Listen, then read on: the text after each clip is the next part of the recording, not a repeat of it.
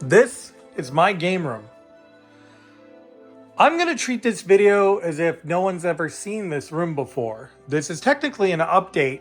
Many people have seen this room, but for anyone that's new and has not, I'm going to explain everything and walk through as if this is the first time you're seeing it. So we'll start at the beginning.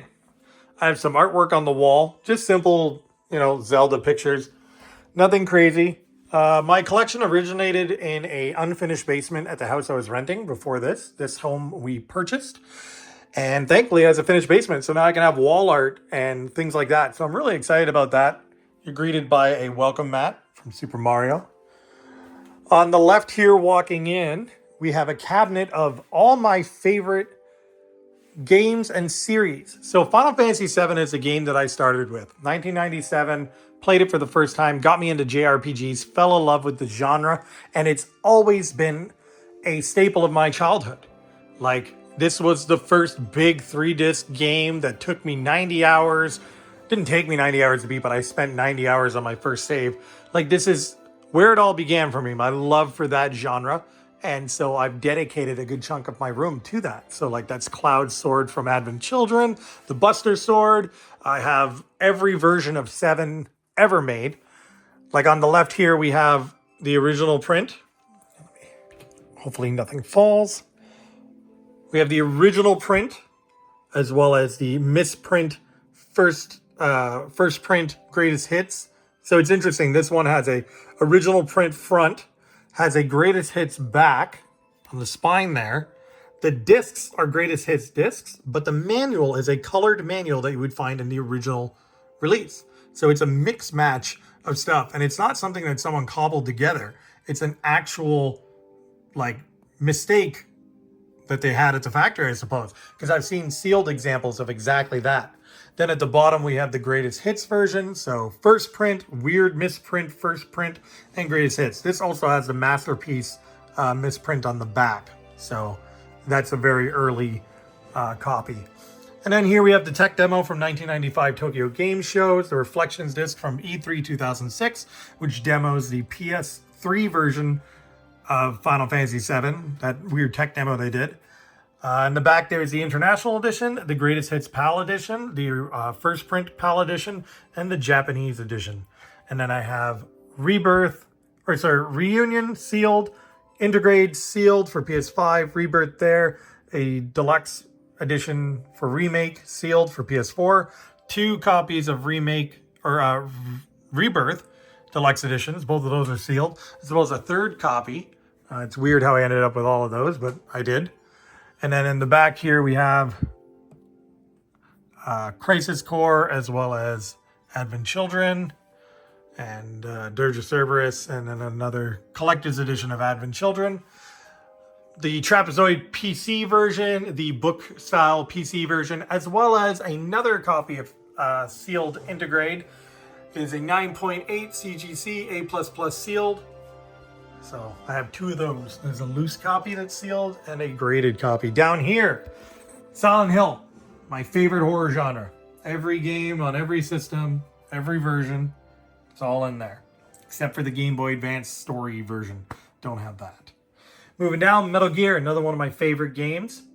So that's all the Metal Gears they ever made, as well as like the promotional cases that they would send out for reviewers and media.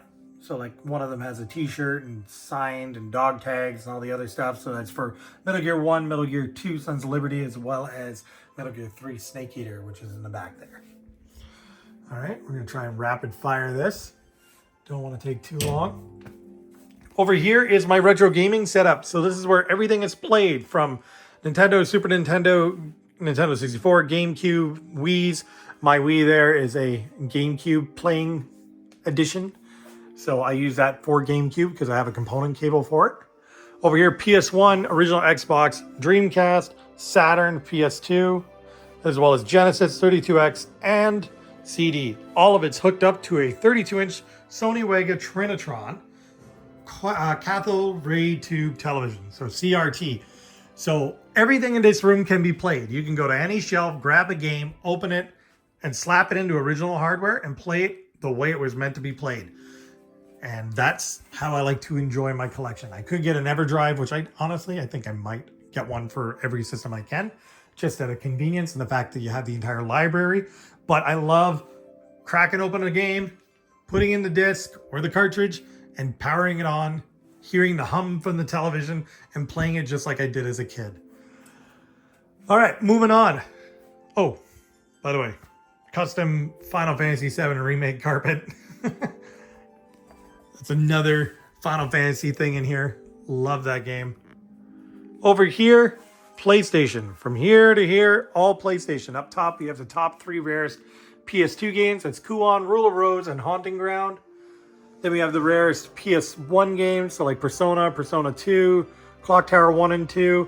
Not the most valuable. They're pretty rare. I think like there's some that are more money. I haven't paid attention to that in a while, but those are the rarest games I have. Plus the original long box Resident Evil in phenomenal shape. Got that up there too. Those are all my PS1 games. Some more games that I just have on the shelves, like personal favorites like Xenogears and Legend of Dragoon. Love those. Then I have, more expensive PS2 games there. Like Obscure is the 5th rarest PS2 game. Blood Will Tell is the 4th. Down here, PS2. They're all there as well. My original PS2 still works. And then PS3 moving on up. Then PS4. It's probably my rarest PS3 game. This is an original release before they went to a different studio. That one's more common, but this one is the rare variant. Moving on to PS5. I have a PS5 Slim upstairs on my Sony Bravia A95K OLED. I wanted to be able to use that TV and play games upstairs as well. So I have a Series S and another PS5 upstairs, and then the Series X and my original PS5 down here. PlayStation Portal, haven't opened that yet, but bought it. Plan on using it, just haven't got around to it. My PS5 collection. I'm 5 away from filling the shelf, which is probably where I'll stop buying games, unless it's something I actually want. That's the way my collection works. I have limited space. The basement's quite large, but I've dedicated half of it to a theater and the other half to the games room. And the reason for that is, as I fill up shelves, I stop collecting for that system. And I think that's a good, healthy way to do it, because if I had unlimited room, I would keep buying. Like, Wii has over 1,000 games, but it's all shovelware. So it's very, very, very cheap to collect for. But there's no point. It would just be hoarding at that point. So I like to buy games that I like, I collect what I really like, and then I fill the area with everything else as I come across it. And like PS4, I'm not going to buy any more PS4 games because this shelf is full. But this is like a tiny fraction of the PS4 games that are out there. But that keeps me from going overboard and constantly hoarding games.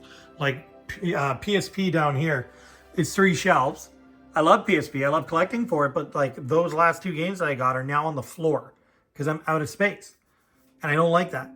So I've stopped looking at PSP games entirely when I go out just because I don't have the room for them anymore. Which is fine because that means I'm done there. PS Vita, I'm almost in the same situation. Getting pretty close to being done collecting for that. Same with PS5. 5 more games and that shelf's full. Moving on. My rarest game for Wii, I guess, is Rhythm Heaven Fever, as well as Joe and the Grudge. That's another semi-expensive game. But yeah, other than that, there's really not a lot of titles for Wii that I care for. Over here, my Switch collection. Not a big fan of Switch.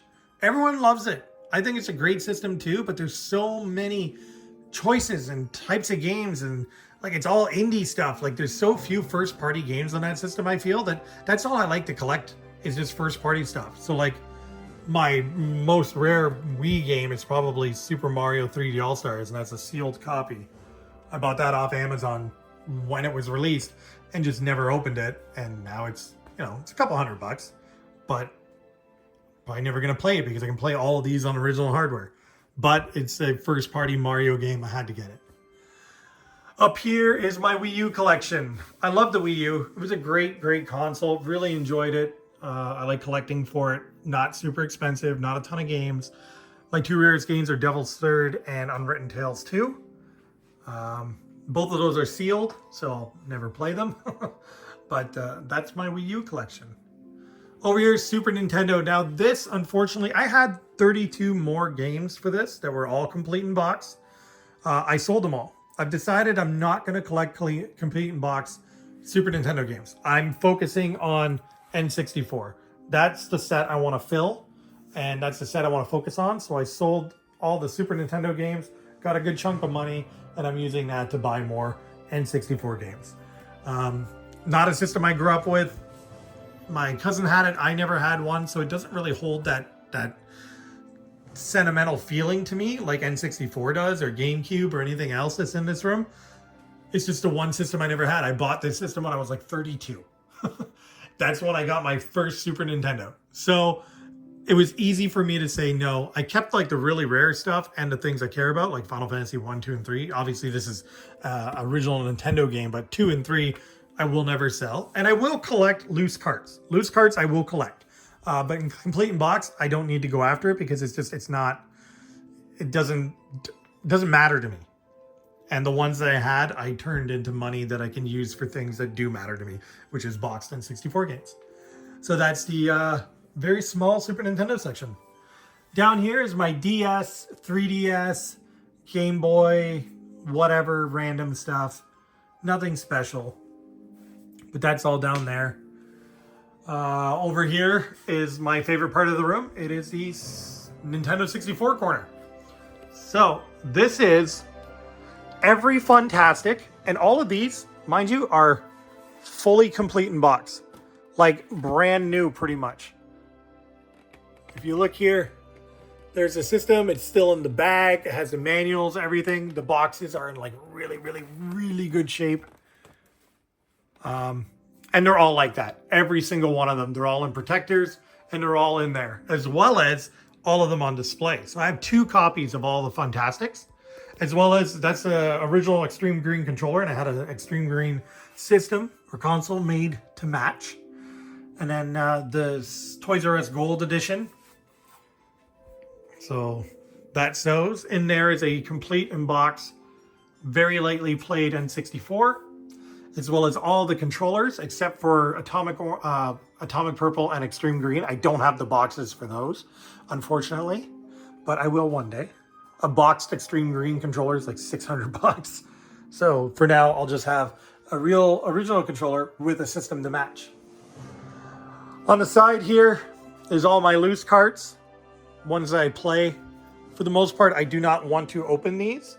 I buy them, I complete them, I put them in protective cases, and then they go on a shelf and I leave them.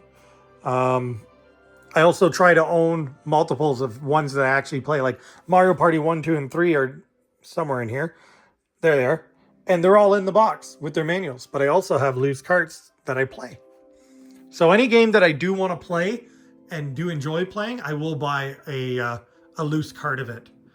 So that's my N64 collection. The top 10 are up here. So like these are all fully complete, by the way. That's Sculptor's Cut, Super Bowling, Stunt Racer, Worms Armageddon, and Bomberman: The Second Attack.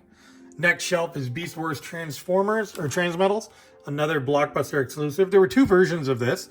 This is the Blockbuster exclusive version, and then there was also a released in stores retail version, but that's the Blockbuster one. Castlevania, Legacy of Darkness, Snowboard Kids, Ogre Battle, and Paper Mario. And then moving on down is the rest of my collection. Like 99% of these are fully complete. There's a few that need manuals still. Like Automobile Lamborghini needs a manual. Harvest Moon needs a manual as well.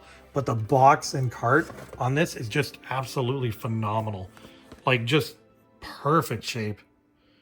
Really happy about that. The rest of them are actually in really good shape too. The only one I do want to upgrade is Mario Party 2. That one's very sun faded. So I will find a better box. It's also like a sticker was on it at some point. But other than that, like the majority of my stuff's in really, really nice shape. Over here, more N64s. So this is the Toys R Us Pokemon edition. And then there is the Pikachu edition. That one's from Japan.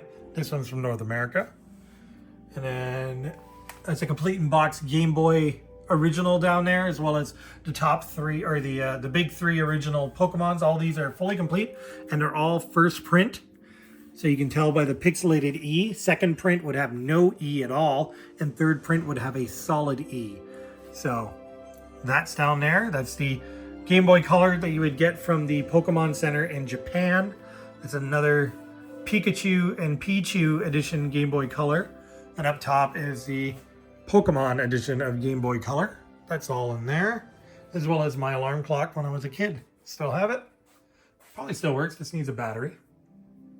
Down there is my Virtual Boy. This is one away from a complete set. So I have 5 complete in box games. One of them is sealed. And then another 6 loose carts. And then up here I have Jack Bros with its manual, as well as Waterworld with its manual. And they're displayed in acrylic Super Nintendo cart cases. So I think that looks nice. And right here is a Japanese booster box acrylic with a replica Jack Bros box. I was trying to figure out what I would display Jack Bros in when I got a real box. And so I bought that and got a replica box to test. This was before I even had the other complete in box ones. So I just got that off Etsy and just to see. So you can tell the difference in coloring. Like this is the way the color should be. And then that's a bit richer. So that's how you can tell that that's a repro. But once I get a real box, that's where it's all gonna go into. Over here, GameCube, pretty big GameCube collection. I got all the top ones. So Go-Go Hyper Grind, Gotcha Force, Fire Emblem, all that, you know, all the Zeldas, all the Pokemons, all the Mario parties. I did have Pokemon Box, and it was sitting right here.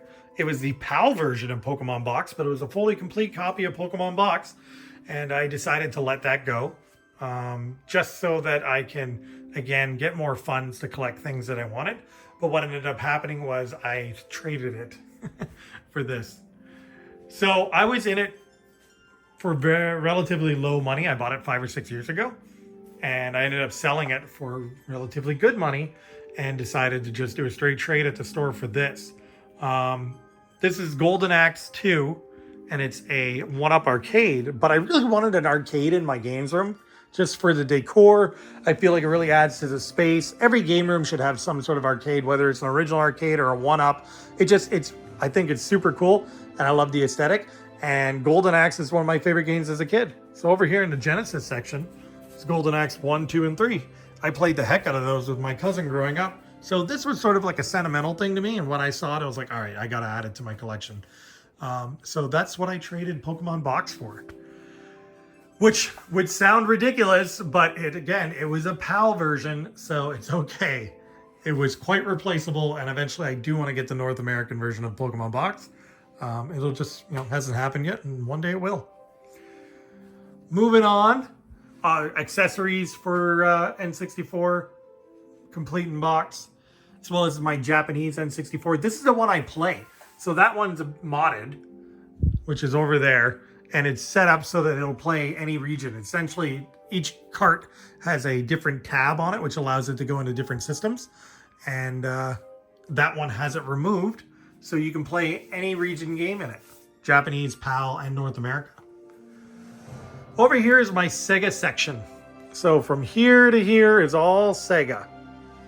Starting with Master System, Genesis, 32X, or sorry, CD, 32X, Saturn, and Dreamcast. Dreamcast is one of my favorite systems of all time, but I will walk you through. So this is my Master System collection.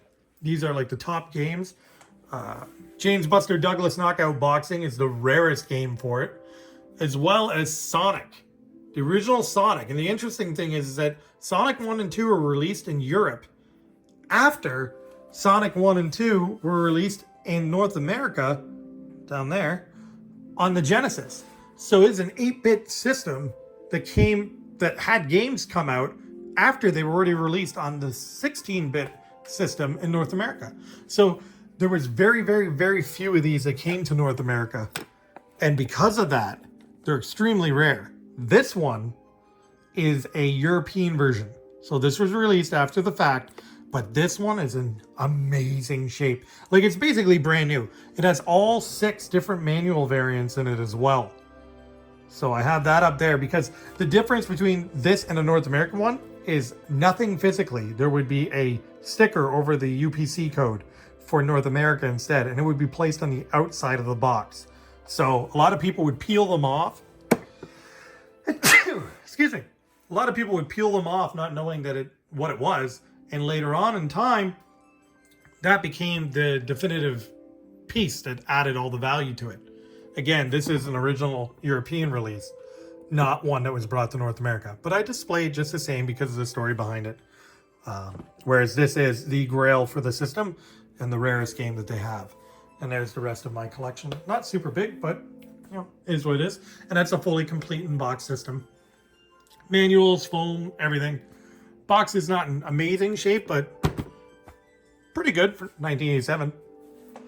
Over here is my Genesis collection. So, Musha and Crusader Ascenti are the 2 rarest Sega Genesis games, but Splatterhouse 2 and 3 are big ones from my childhood that I really liked.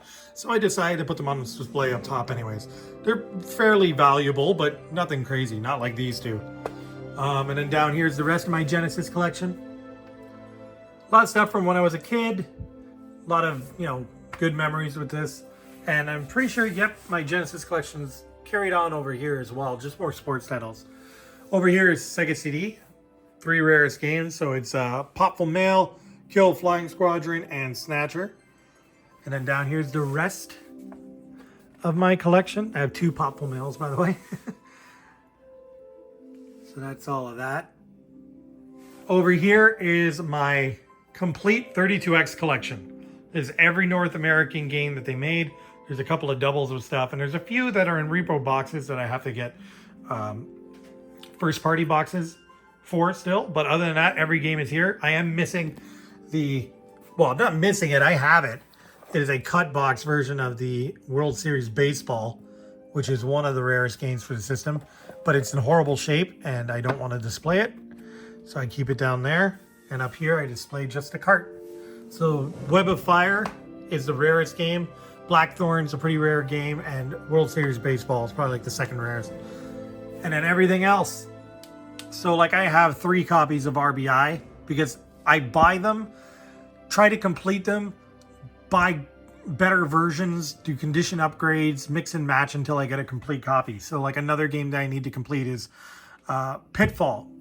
I have, it's a reproduction box with a real cart reproduction manual. So I need to find a real box and a real manual to complete that.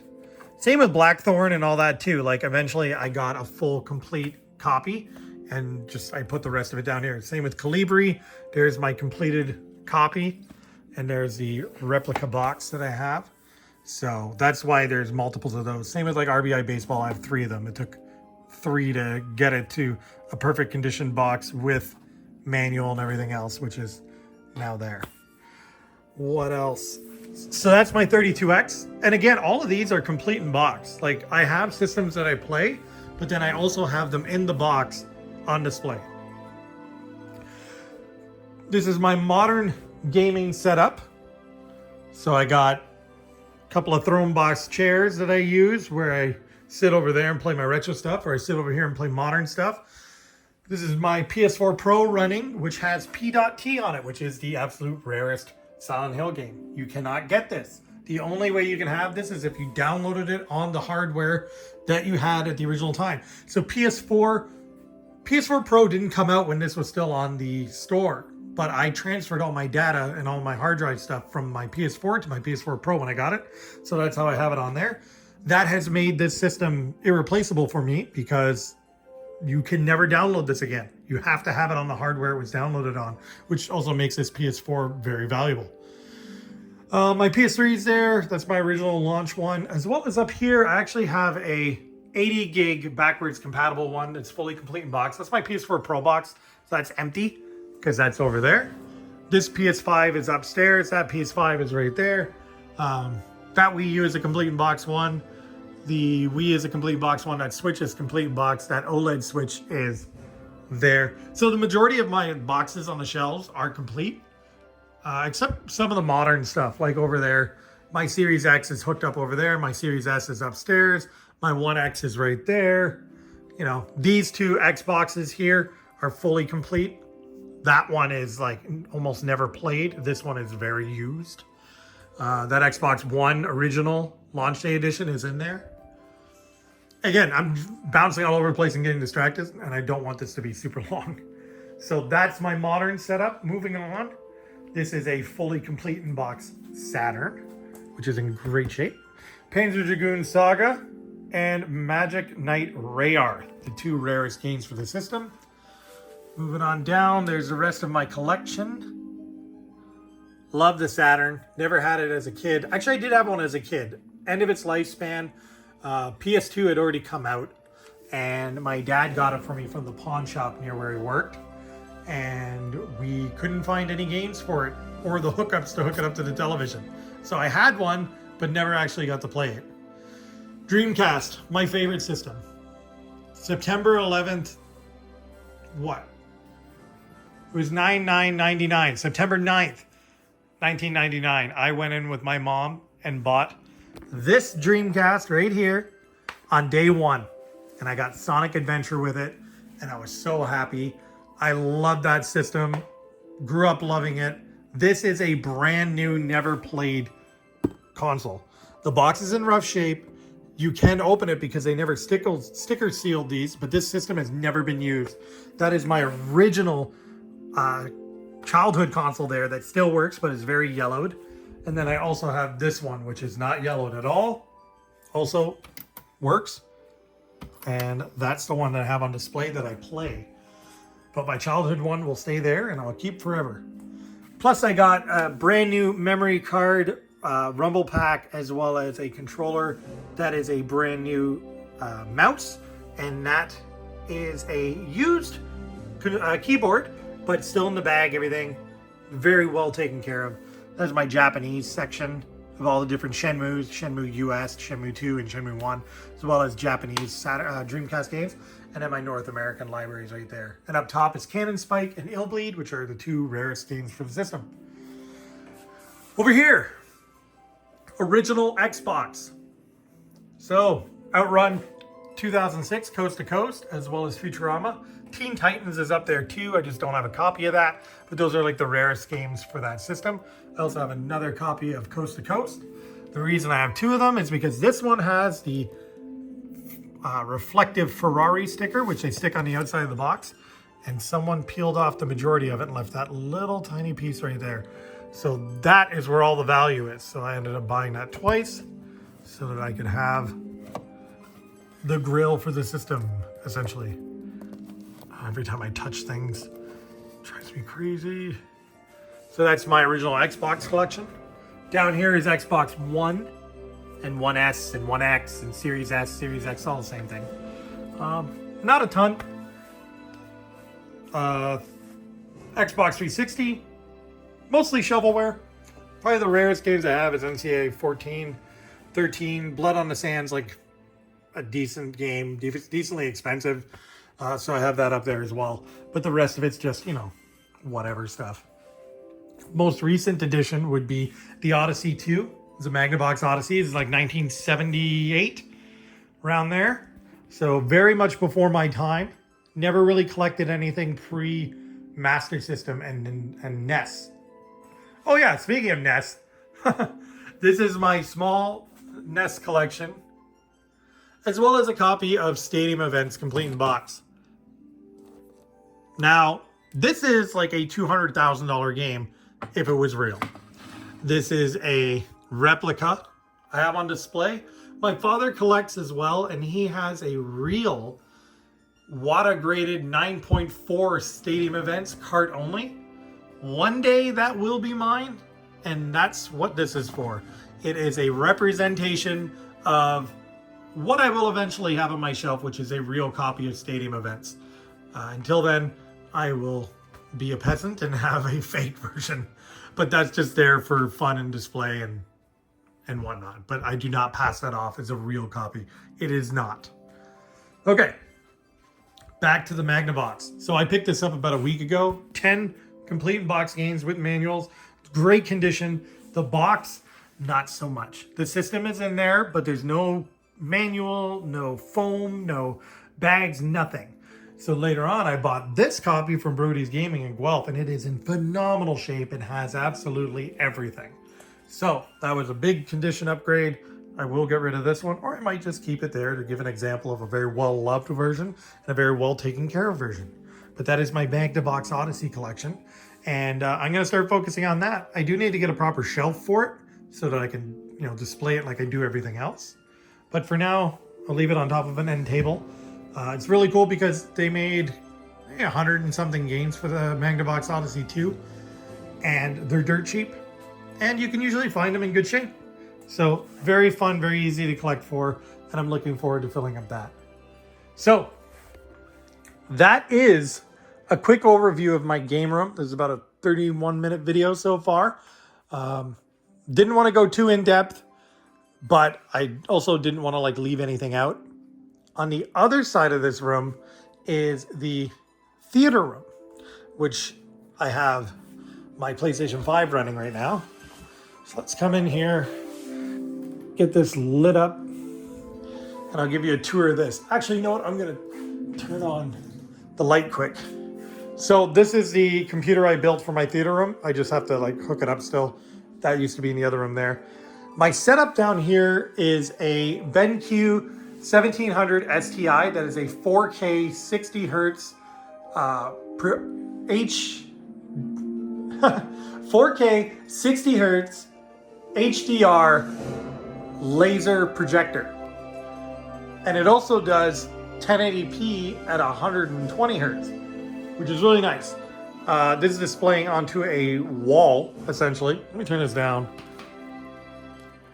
It's just displaying onto the paint that was already on the wall. I do have theater wall paint right there, and this whole side of the room is getting painted in black. So I will tidy up these cables like I've done with what's going up to the Dolby Atmos speakers, but everything's getting taken off the wall and painted. So once that goes back up, then I will properly clean this up. I've been running it this way for a few months, and I'm just starting getting the house painted, and this is one of the rooms that are going to get done.